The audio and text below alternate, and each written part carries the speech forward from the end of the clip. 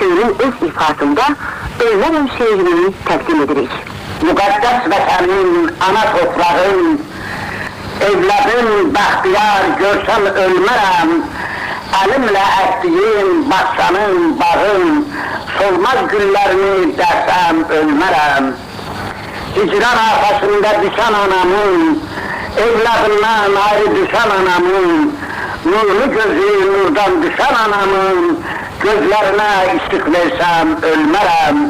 Yaşını silməsəm qara gözlərin, xəzansız saralan lala üzlərin, yar yolu gözləyən gəlin qızların, pərişan saçların, görsəm ölmərəm. Gecələri süpüzümə sökülsə, çeşmin yaşı varaqlara tökülsə, cavanlığım geçsə, belim bükülsə, vətən safasını sürsəm ölmərəm.